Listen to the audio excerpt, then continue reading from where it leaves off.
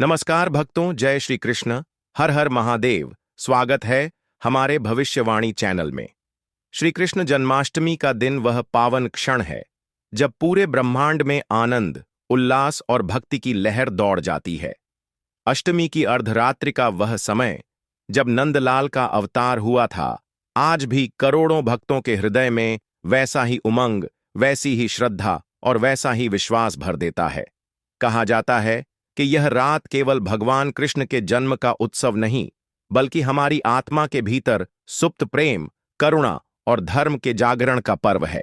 इस दिन किया गया प्रत्येक कार्य, चाहे वह कितना ही छोटा क्यों न हो, उसका पुण्य सामान्य दिनों से अनगिनत गुना अधिक होता है।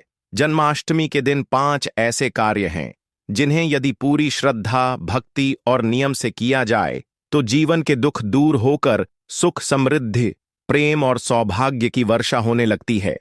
जन्माष्टमी की सुबह जैसे ही सूरज की पहली किरण धरती को छूती है, ऐसा लगता है मानो संपूर्ण सृष्टि स्वयं को सजाने संवारने में जुट गई हो। आसमान में हल्के सुनहरे रंग का फैलाव, मंदिरों में गूंजती घंटियों की मधुर ध्वनि, गलियों में बच्चों के गाते हुए भजन और घर घर में चल रही तैयारी, ये सब मिलकर वातावरण को आध्यात्मिक ऊर्जा से भर देता है। इस दिन प्रातःकाल स्नान करके शुद्ध वस्त्र धारण करना मन और तन दोनों की पवित्रता के लिए अत्यंत आवश्यक माना गया है, क्योंकि भगवान कृष्ण केवल बाहरी भक्ति से नहीं, बल्कि हमारे भीतर के निर्मल भाव से प्रसन्न होते हैं। जब हम अपने भीतर की नकारात्मकता को धोकर बाहर निकाल देते हैं, तभी भीतर प्रेम और भक्ति का दीप जलता है। जन्माष्टमी के दिन मंदिरों और घरों में झूला सजाने की परंपरा है। यह झूला केवल सजावट का साधन नहीं, बल्कि यह उस भाव का प्रतीक है कि हम अपने हृदय को भगवान के लिए तैयार कर रहे हैं, ताकि वे उसमें विराजमान हों।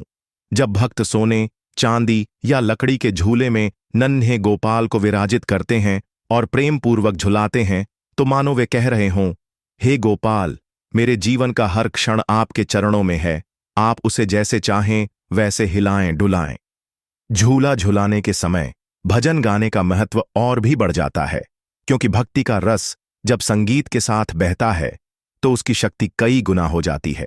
इस दिन का सबसे मुख्य आकर्षण है भगवान का जन्म समय, अर्धरात्रि का वह अद्भुत पल। जब पूरा वातावरण मौन हो जाता है, तब मंदिरों में शंखनाद गूंजता है, मृदंग की ताल बढ़ जाती है और भक्तों की आंखें आंसुओं से भर जाती हैं। उस क्षण ऐसा लगता है मानो स्वयं समय भी ठहर गया हो, केवल इस दिव्य आगमन को देखने के लिए।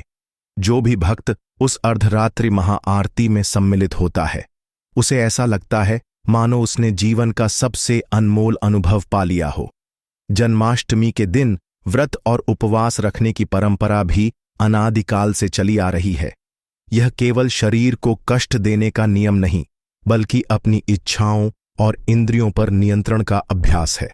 उपवास का अर्थ है उप अर्थात पास और वास अर्थात निवास, यानी ईश्वर के पास निवास करना। जब हम भोजन और सांसारिक लालसाओं से दूर रहते हैं, तो हमारा मन स्वतः ईश्वर की ओर केंद्रित हो जाता है। इस दिन का व्रत एक तपस्या की तरह है, जो शरीर और आत्मा दोनों को शुद्ध करता है। जो भक्त इस दिन पूर्ण श्रद्धा से उपवास करता है, उसे भगवान कृष्ण का विशेष आशीर्वाद मिलता है और जीवन में सुख, समृद्धि, प्रेम और शांति का संचार होता है। जन्माष्टमी पर पंचामृत अभिषेक का विशेष महत्व है। दूध, दही, घी, शहद और गंगा जल से भगवान कृष्ण का अभिषेक करना उनके प्रति प्रेम और सम्मान का प्रतीक है। अभिषेक करते समय प्रत्येक बूंद मानो हमारी प्रार्थना बनकर भगवान के चरणों तक पहुंचती है। जैसे ही पंचामृत उनके विग्रह पर बहता है, वैसे ही हमारी कठिनाइयां भी उनके आशीष से बहकर दूर चली जाती हैं। इस दिन किया गया अभिषेक न केवल आध्यात्मिक सुख देता है, बल्कि घर में सकारात्मक ऊर्जा का संचार करता है। भोग लगाना और प्रसाद बांटना भी इस दिन की पवित्र परंपरा है। भगवान कृष्ण को माखन, मिश्री, पंजीरी, फल और विभिन्न मिठाइयां अर्पित की जाती हैं। यह भोग केवल भोजन नहीं, बल्कि हमारी भावनाओं का अर्पण है। जब हम भगवान को प्रसाद अर्पित करते हैं, तो यह हमारे भीतर के अहंकार को त्यागने का प्रतीक है। मानो हम कह रहे हों, हे कृष्ण, यह सब आपका ही दिया हुआ है, मैं इसे आपके चरणों में समर्पित करता हूं। और जब यह प्रसाद भक्तों में बांटा जाता है तो वह केवल भोजन नहीं रहता, वह भगवान के आशीर्वाद का वाहक बन जाता है जो हर किसी के जीवन में सुख और संतोष भर देता है। जन्माष्टमी पर दान करने का भी अत्यंत महत्व है। इस दिन यदि हम जरूरतमंदों को अन्न, वस्त्र, मिठाई या धन दान करते हैं तो उसका पुण्य अनंत गुना बढ़ जाता है। भगवान कृष्ण स्वयं कहते हैं कि दान केवल संपत्ति का नहीं बल्कि भाव का होना चाहिए। जो दान सच्चे मन से किया जाए उसमें ईश्वर का वास होता है। और अंत में इस दिन का सबसे बड़ा कार्य है प्रेम का उत्सव मनाना। श्री कृष्ण केवल गोकुल वृंदावन के नहीं बल्कि पूरे संसार के प्रेम के प्रतीक हैं। उनका जीवन हमें सिखाता है कि प्रेम केवल एक भावना नहीं बल्कि जीवन जीने का सबसे सुंदर तरीका है। जब हम जन्माष्टमी पर अपने परिवार, मित्रों और पड़ोसियों के साथ प्रेम पूर्वक समय बिताते हैं, उनके दुख सुख में सहभागी बनते हैं, तो हम वास्तव में भगवान कृष्ण के संदेश को अपने जीवन में उतारते हैं। जन्माष्टमी केवल एक त्योहार नहीं, यह एक साधना है, एक अवसर है अपने भीतर के कृष्ण को जगाने का। इस दिन किए गए 5 विशेष कार्य, शुद्ध मन तन से पूजा, झूला सजाना और भजन करना, व्रत और अभिषेक करना, भोग और प्रसाद अर्पित करना तथा प्रेम और दान का पालन करना, ये सब मिलकर हमारे जीवन में आनंद, शांति, समृद्धि और कृपा की ऐसी वर्षा कर देते हैं जो जीवन भर हमारे साथ रहती है। जन्माष्टमी का पर्व केवल एक तिथि नहीं, यह भक्ति और प्रेम का ऐसा महासागर है जिसमें डूबकर हर मनुष्य अपने जीवन के सारे दुख, क्लेश और चिंताओं को भूल सकता है। यह वह रात है जब अंधकार को चीरते हुए प्रेम और प्रकाश का जन्म होता है। हर वर्ष भाद्रपद मास की कृष्ण पक्ष की अष्टमी को जब रोहिणी नक्षत्र का योग होता है, तब वह पावन क्षण आता है जिसे संपूर्ण जगत जन्माष्टमी के रूप में मनाता है।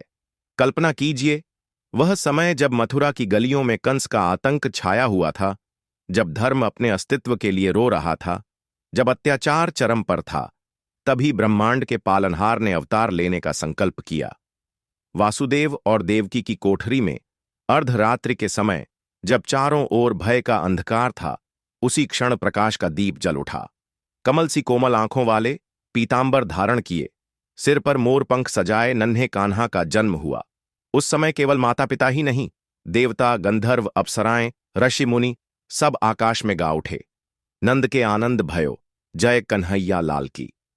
इसी दिव्य क्षण की स्मृति में आज भी जन्माष्टमी के दिन मंदिरों में भव्य सजावट होती है, झूले सजते हैं, घंटियां और शंखनाद गूंजते हैं और भक्त अपनी आंखों में आंसू और होठों पर भजन लिए भगवान का स्वागत करते हैं।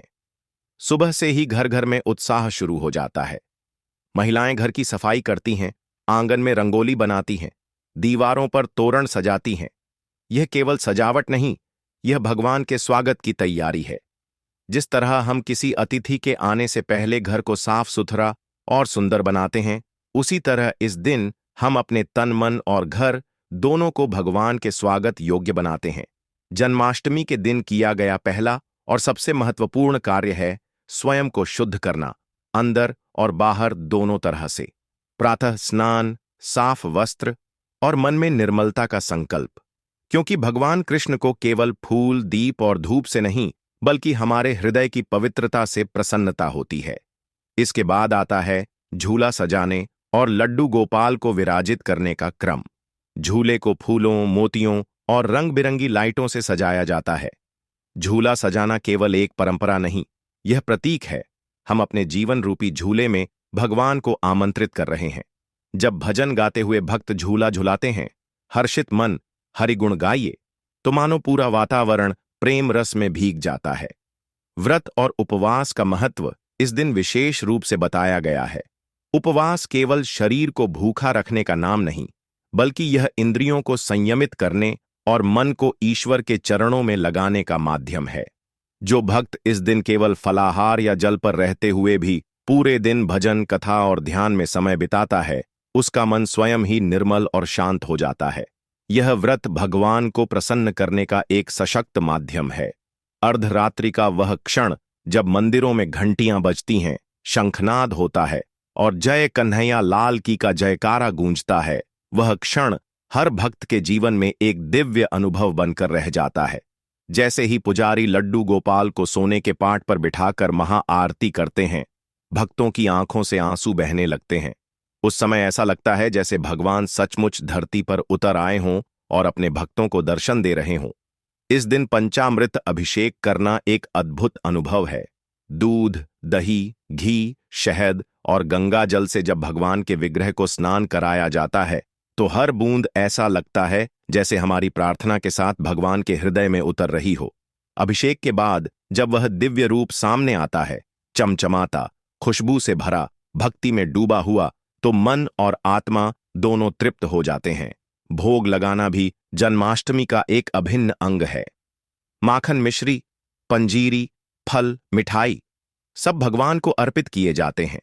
यह स्मरण कराते हुए कि भगवान को माखन कितना प्रिय था, भक्त अपने भाव से उसे परोसते हैं। और जब वह प्रसाद भक्तों में बांटा जाता है तो वह केवल भोजन नहीं, भगवान के आशीर्वाद का प्रसार बन जाता है। दान का महत्व भी इस दिन सर्वोच्च होता है। गरीब, भूखे, जरूरतमंदों को अन्न, वस्त्र और मिठाई बांटना भगवान को अत्यंत प्रिय है, क्योंकि कृष्ण स्वयं कहते हैं, जिसने भूखे को भोजन कराया उसने मुझे भोजन कराया। और अंत में जन्माष्टमी का सबसे बड़ा संदेश है प्रेम। कृष्ण का जीवन हमें सिखाता है कि प्रेम में कोई भेदभाव नहीं, प्रेम ही सबसे बड़ा धर्म है। चाहे वह गोकुल की गोपियां हों, सुदामा जैसे मित्र हों या अर्जुन जैसे सखा, कृष्ण का प्रेम सबके लिए समान था। इस दिन हमें अपने भीतर के कटु भाव, ईर्ष्या, क्रोध को त्याग कर प्रेम और करुणा को अपनाना चाहिए। जन्माष्टमी के दिन किए गए ये 5 कार्य, शुद्ध मन तन से पूजा, झूला सजाना और भजन करना, व्रत और अभिषेक करना, भोग प्रसाद अर्पित करना और प्रेमदान का पालन करना, जीवन में सुख, समृद्धि, स्वास्थ्य, शांति और आध्यात्मिक उन्नति लाते हैं। जब रात के अंत में हम लड्डू गोपाल को झूले से उतार कर विश्राम करवाते हैं तो मन में एक गहरा संतोष होता है कि आज हमने न केवल एक त्योहार मनाया, बल्कि अपने जीवन में ईश्वर के प्रेम का दीप जलाया। और यही जन्माष्टमी का सच्चा अर्थ है। अंधकार में प्रकाश, अशांति में शांति और उदासी में आनंद भरना। जन्माष्टमी का अर्थ केवल एक तिथि, एक पूजा या एक परंपरा नहीं है, बल्कि यह हमारे जीवन में भगवान के आगमन का प्रतीक है। जब भी संसार में अधर्म बढ़ता है, जब भी धर्म अपने अस्तित्व के लिए संघर्ष करता है, तब भगवान स्वयं किसी न किसी रूप में अवतरित होते हैं। श्री कृष्ण का अवतार भी उसी वचन का पालन था जो उन्होंने गीता में कहा, यदा यदा हि धर्मस्य ग्लानिर्भवति भारत अभ्युत्थानम धर्मस्य तदात्मानं सृजाम्यहम्। वासुदेव और देवकी की 8वीं संतान के रूप में कृष्ण का जन्म एक असाधारण घटना थी। अर्धरात्रि का समय था, जेल के चारों ओर पहरेदार, ऊपर काले बादल और भीतर बंद कोठरी में प्रकाश का विस्फोट। जब देवकी ने भगवान का वह रूप देखा, 4 भुजाएं, शंख, चक्र, गदा, पद्म, तो उनके हृदय में भय और आनंद दोनों उमड़ पड़े। उन्होंने फोल्डेड हैंड्स में विनती की, प्रभु, आप इस रूप में रहेंगे तो कंस आपको मारने की कोशिश करेगा, कृपा करके बालक का रूप धारण करें। भगवान मुस्कुराए और नन्हे कान्हा बन गए। उसके बाद वासुदेव के पैरों में पड़ी बेड़ियां अपने आप खुल गईं, दरवाजे के ताले टूट गए और यमुना नदी का जल रास्ता देने के लिए अलग हो गया। यह केवल कथा नहीं, यह विश्वास का प्रमाण है कि जब भगवान साथ होते हैं तो असंभव भी संभव हो जाता है। वासुदेव ने बालक को सिर पर टोकरी में रखा और गोकुल की ओर बढ़ चले, जहां नंद बाबा के घर यशोदा जी को भी पुत्र रत्न की प्राप्ति हुई थी। गोकुल पहुंचकर वासुदेव ने अपने बालक को यशोदा के पुत्र के साथ बदल दिया और वापस लौट आए। इस तरह नन्हे कृष्ण का पालन पोषण नंद और यशोदा के स्नेह में हुआ। यही वह क्षण है जिसकी स्मृति में जन्माष्टमी का झूला सजाया जाता है। वह झूला जो यशोदा मैया ने अपने नन्हे लाल के लिए प्रेम से सजाया था। अब सोचिए, जब हम जन्माष्टमी के दिन झूला सजाते हैं, उसमें लड्डू गोपाल को बिठाकर भजन गाते हैं, तो यह केवल एक क्रिया नहीं, बल्कि उस दिव्य मिलन और मातृत्व के प्रेम का पुनर्जीवन है। फूलों की खुशबू, घंटियों की ध्वनि, मोरपंख की छाया और भजन की मधुरता, ये सब मिलकर वातावरण को गोकुल जैसा बना देते हैं। इस दिन व्रत का महत्व इसलिए भी है क्योंकि यह हमारी इंद्रियों पर नियंत्रण सिखाता है। भगवान कृष्ण केवल उन भक्तों को प्रिय हैं जो मन से निर्मल और भाव से समर्पित हैं। जब हम उपवास करते हैं तो हमारी भूख हमें बार बार याद दिलाती है कि यह दिन केवल शरीर का नहीं, आत्मा का पोषण करने का है। उपवास के दौरान जब हम भजन, कीर्तन, कथा और ध्यान में डूबे रहते हैं तो हमें भीतर से एक अलग ही ऊर्जा महसूस होती है, मानो भगवान स्वयं हमारे भीतर विराजमान हैं। पंचामृत अभिषेक का दृश्य तो और भी अलौकिक होता है। मंदिरों में जब दूध, दही, घी, शहद और गंगा जल से भगवान को स्नान कराया जाता है तो भक्त अपने जीवन की सारी कठिनाइयों को उसी प्रवाह में बहते हुए महसूस करते हैं। हर बूंद एक प्रार्थना बन जाती है, हर स्पर्श में भक्ति का कंपन होता है।